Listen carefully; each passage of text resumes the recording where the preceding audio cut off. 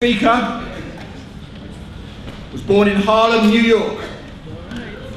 He's an African-American former track and field athlete, the highest order, professional football player, and a founding member of the Olympic Project for Human Rights. And given that we've got warships going to be floating up the Thames, missiles on top of our buildings, the riot police out to stop any kind of legitimate protest, I think we need an Olympic Project for Human Rights. This man won the bronze medal in the 200 metres race in the 1968 Olympics in Mexico City.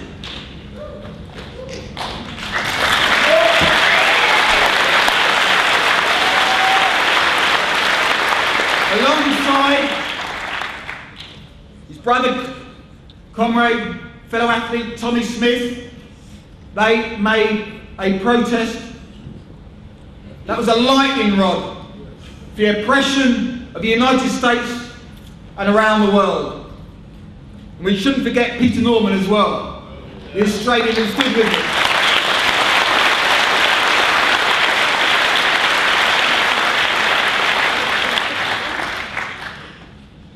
This man is a man we all grew up with, one way or another. And the image, the powerful statement that he made, and the journey he made from there, which we're going to hear about tonight. Just published a book, The John Carlos Story, with Dave Zirin, who's going to speak later on, next to John. But without further ado, I'm going to ask you to give a warm welcome and solidarity to John Carlos.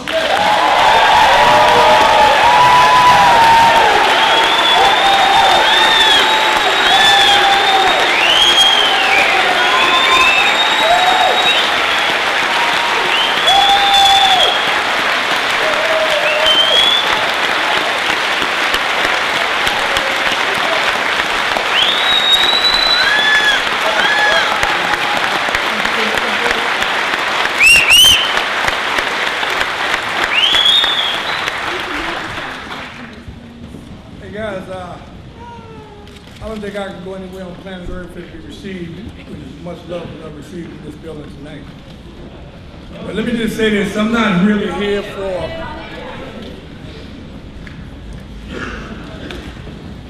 Swear will fall apart. why not do like this? Can you hear me okay? No. About now? I said what I said earlier was I don't think I can go anywhere on planet Earth and receive as much love as I received in this building tonight.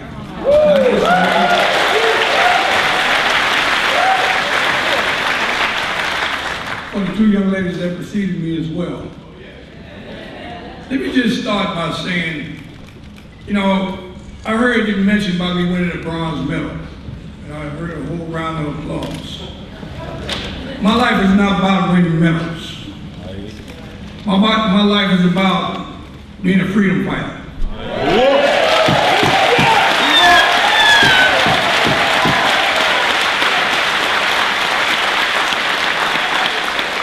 You know, I went to Occupy Wall Street a few months back, and I told those people that I'm there for them. Why am I there for them? Because I am them. You know, when you sit back and you think about a war that we had 44 years ago, we set out to win the war, but the war has not been won yet, and that's why I'm still here. That's why you're here. We must come together as a unified body to fight against the demon that we're fighting against. It's not just here in the UK, it's in the United States. And when you sit back and you think about colonialism, it's spread out throughout the world.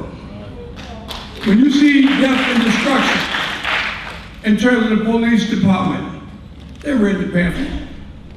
They know people of color, as I say, they can see me 5 blocks away walking in. Then when you see sprinkled along the line, when we see the various ethnic groups in this auditorium tonight, Those white individuals in here, they dislike you as much as me. They call you a nigger lover. They say you're traitors to your own people.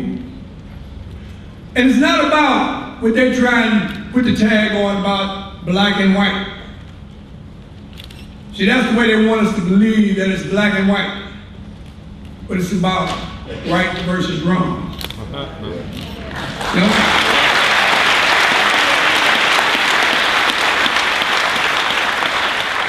Let me tell you, a guy years ago named Nelson Mandela. When Nelson Mandela went to jail, he didn't go to jail for fighting about the fact that black people in Africa were being held back. He fought because it was wrong, because they were human beings. When he came out, he didn't just embrace black people, he embraced all people. He didn't bend like a rope or a rubber band. He stood fast, he stood firm, and he still stands that way today. Dr. Martin Luther King, the same individual, they call him the King of Peace. But as well as Dr. King left this world based on his beliefs about justice and freedom and equality for all individuals, they had another guy across the street from him named Malcolm X.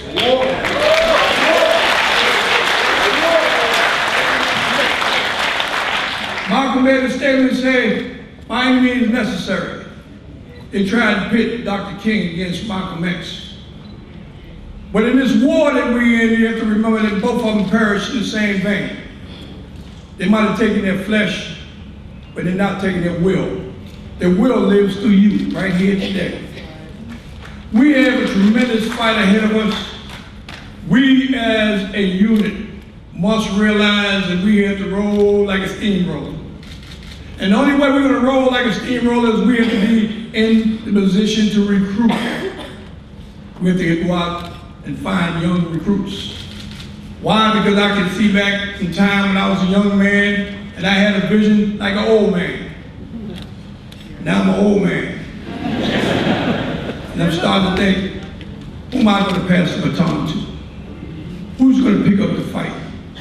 This fight that we have for justice and equality is not something that's going to be won in the next year or next 100 years.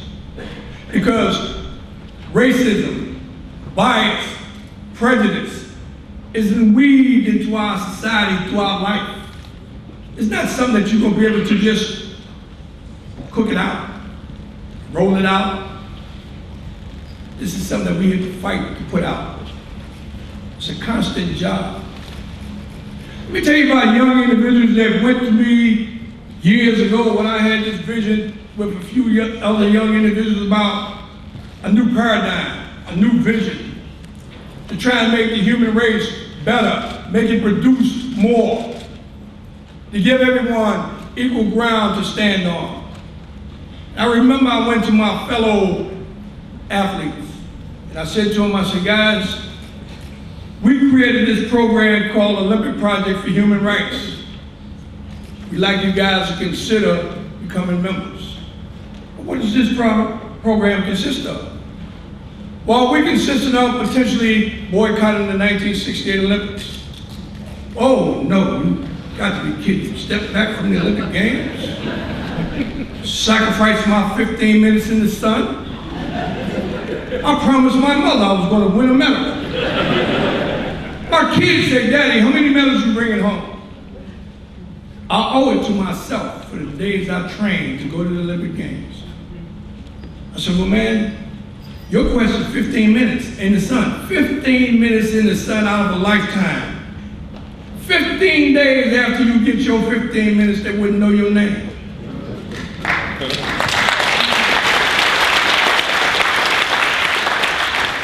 Now, this is not to take anything away from any young athlete. I think they're like animals that God put into this earth for them to excel, for the world to see their talents. But we felt that something was far more important at the moment in terms of humanity, to deal with every culture, every ethnicity that walked the face of the earth, to give everyone an equal opportunity. This is my plight. Would you go with me? No, man, I don't know whether I can do that. But would you take some time out of your life and just get on this train with me? Would you get on this train so we can have some dialogue and some discussion. Maybe you can make me understand why this medal is such an important value to you in life. And maybe I can educate you as to what humanity is all about and what we can do to make it better for your kids and your kids' kids. Would you be willing to do that? Yeah, we can do that.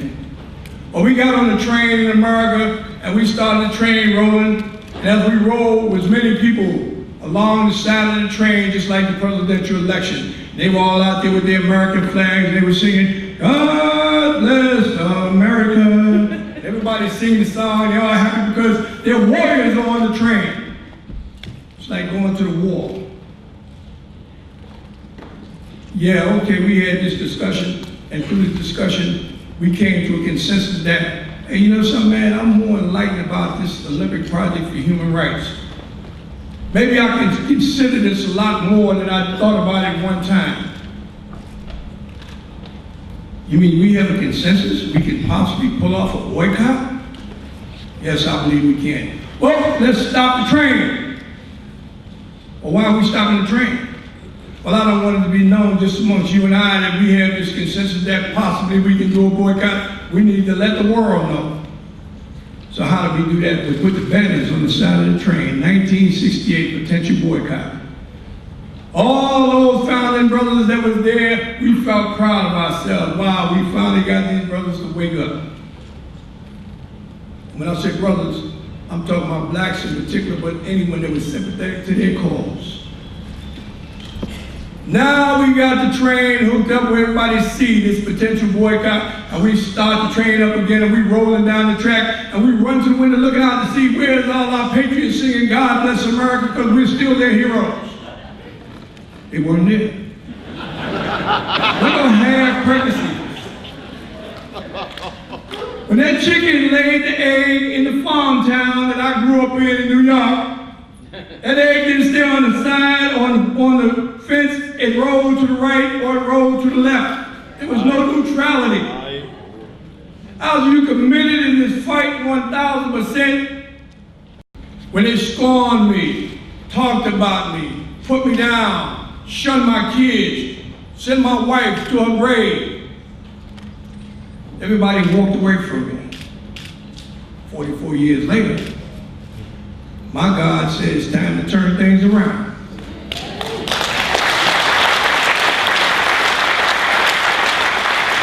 He said, now, John, I'm going to make you an icon. I'm going to make you something that everyone wants to look up to, everyone wants to touch. I'm going to make you that icon that everybody want to rub up against you and take a picture with you. And all my buddies that was young with me at that time, they come up and they say, John, that's a beautiful statue they built at San Jose State, 26 feet tall, man. I just can't imagine that. But I think I should have a brick at the base of the statue with my name on it. Hey, man, whoa, don't take the picture yet. Let me get in the picture. I heard this high, I heard it low, and I heard it in between. And I thought, and I said, man, you know something? I love you more than yesterday and less than tomorrow. But you can never get in the picture. You can never have a brick with the base of the statue. Why not? We ran track together, we were here together, we was all down together. And this question has come from you when you go out to people when it comes time for you to be at the crossroads of your life and you have to make a decision. And you put it to them to make that same decision.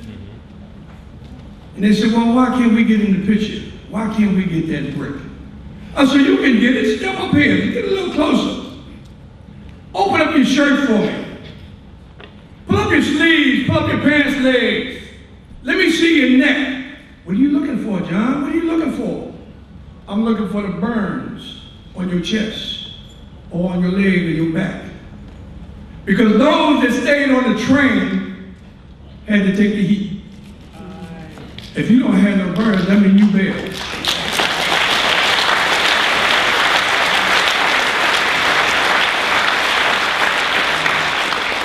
I can't change the course of history. I can't make a woman halfway pregnant. When my wife told me she was pregnant, she was all the way pregnant. What no 50 cent? What no half pregnancy? When that chicken laid the egg in the farm town that I grew up in New York, that egg didn't stay on the side, on the fence, it rolled to the right or it rolled to the left. There was no neutrality. Either you committed in this fight 1,000%, or you're in America. Nobody remember John Wayne. But everybody know who Paul Robeson is.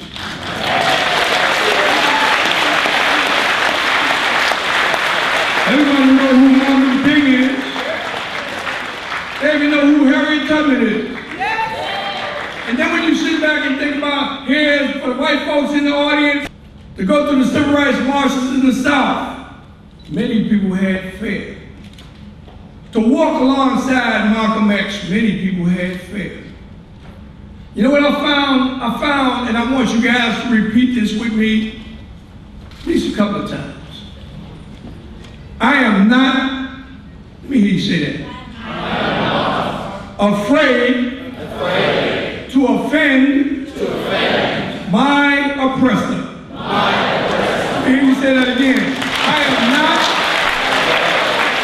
afraid to offend my oppressor. And that's the problem with 90% of the people. This is 10% strong. But 90% of the people, they run because they're afraid to offend the person that's oppressing them. For fear you might tell me I don't have a job. For fear you might tell my friends walk away. For fear that your kids might get ridiculed. For fear that someone might take a dive and say I can't live this life no more. But the fight goes on. After letting my oppressor know, say, man, if I die, I'm gonna wait for your ass because it ain't over.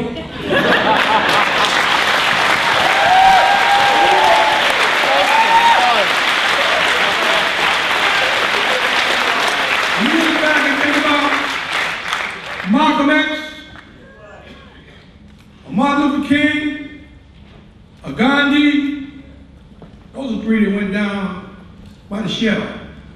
A Robert Kennedy, a John F. Kennedy, the shell. They didn't kill Paul Robeson that way. They didn't kill Jack Johnson that way. They didn't kill Harriet Tubman that way. But they tried to kill them by destroying your will, to making you break down and have fear to offend your oppressor. Those individuals that I mentioned, if you think about it, you can name the greatest movie star that they had in England. And when he died, nobody remembered him. Think about the great Duke, John Wayne in America. Nobody remember John Wayne. But everybody know who Paul Robeson is.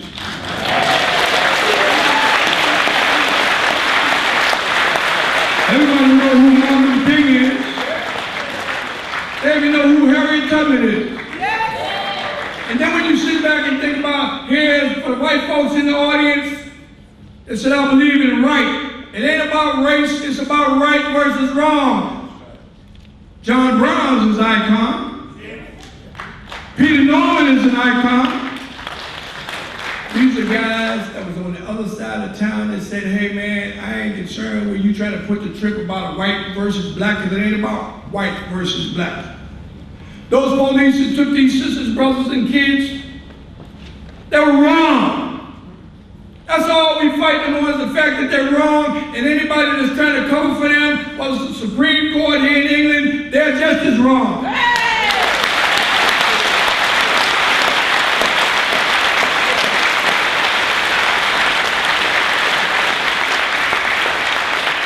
We had an atrocity that took place in America years ago off a young fella by the name of Rodney King. Yes. Rodney King might have broke the law, but he didn't kill nobody. But they tried to kill him. And here you sit back and let me tell you about right versus wrong. There was 25 police. 13 of them beat him, kicked him, hit him, clubbed him, did everything they could do to him. 12 of them stood on the side and watched. My question to you is, who was wrong? Every last one of them, those that stood on the side and watched, they would be more guilty than the ones that was doing the clubbing. The only way we're going to change this is through the masses of the people. We know the law. law. We ain't about trying to break the law. We ain't trying to burn up the city. But you know, when you say burn up the city, I know I had a fire in me from the day I came to this world on June 5th, 1945. I had a fire from day one. And you know what the fire did for me? It made me have motion. It made me start to get busy in terms of not waiting on anyone else to make the changes that need to be made. It's me putting my shoulders in it and driving towards change. A lot of people stood on the side and watched. What is he doing? Oh, crazy Johnny. He's doing some crazy stuff again. Like I'll give you here, for instance, my old man taught me when I was a little kid the theory of 48 hours. I burned some trees down one day in my neighborhood.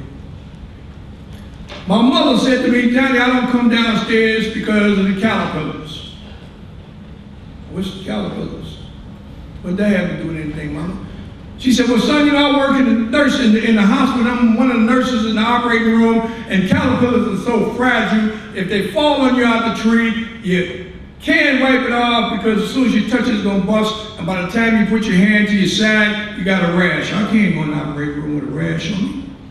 I said, well, Mama, it ain't fair that you stay upstairs and all the other mothers downstairs talking and having a good time.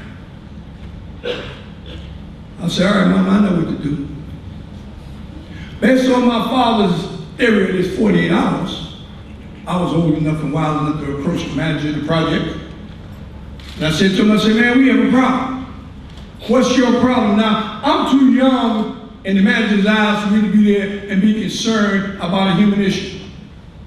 We have a problem. What's the problem? Caterpillars.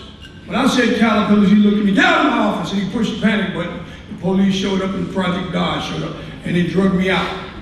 Well, I broke away and I ran back in, and I told the man, I said, you got 48 hours. The police looked at me and said, are you threatening him? No, sir, I'm not threatening him, but it's a money back guarantee. If he don't handle it, I'll be back to take care of it. And I gave him his 2 days. And after 2 days, then I had to get busy. It's just like Mexico City. I gave them their races. After those races, I had to get busy. I went and got some gas at a gas station. My father's friend had a gas station, went down and said, Mr. Garland, my father Pop said to send him some gas, he needs some gas. Well, what's he need it for? I don't know, Mr. Garland, but he said he needed it right away. And did you send a gas can? No, you didn't send a can. Go ahead and get your can. Well, I got a big can. Did you send any money? He'll pay you later. All I had was intent to take care of the problem. When I threw the gas on the tree, I got a wake-up call because the fire jumped up so far it singed my face. But before I could hit the next tree, the fire leaped over. I burned 3 trees, and by the time the police came, they wrestled me to the ground. And now I have to go to court. They took me to jail. My mother said, Earl, I'm not going to the courthouse. I'm not going to let that boy embarrass me. See, a lot of you guys say, man, I don't want to go through the agony of being embarrassed. I don't want to go through the agony of them wrestling me down and locking me up. But when I went to court that day, the first thing the judge looked at my father, people look at you and say, Mr. Collins, does your son have any mental deficiencies? Is anything wrong with him? My father said, none to my knowledge, John. Well, Mr. Collins, why would your son do what he did? Wasn't he concerned about the safety of the other people?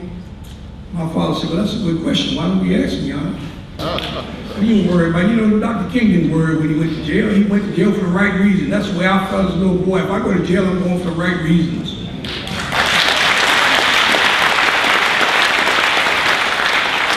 And when we come back from lunch, the judge called the manager back up. He said, yeah, how's the manager? Come up here again. He said, do you have any files? Yeah, one little thin piece of paper. He said to me, he said, is that all you have? The manager said, well, Your Honor, my secretary is sick and I didn't really know where to reconcile. But the judge was a smart judge. See, they might have 99.9% of them not in your corner, but it's 0.1% waiting for you to call on it. You got to find him. Because like I say, in the police department, all police ain't bad, all or nothing ain't bad. They got maybe 1 or 2 fair employment. And right now, when I say fair employment, It's wide open for you to go out and talk to people now because the crunch is on. Those that felt like they were safe, they starting to lose their jobs.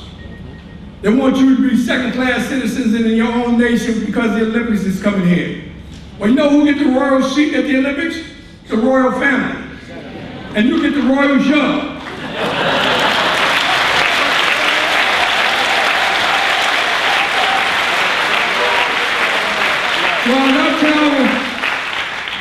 As I told the manager, the judge, they never sprayed the trees, John.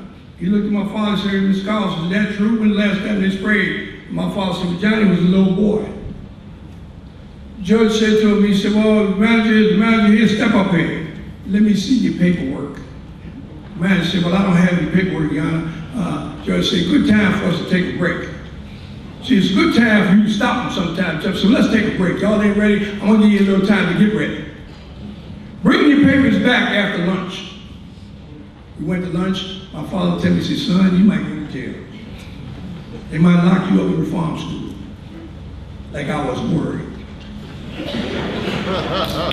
You ain't worried about, you know, Dr. King didn't worry when he went to jail. He went to jail for the right reason. That's the way I felt as a little boy. If I go to jail, I'm going for the right reasons.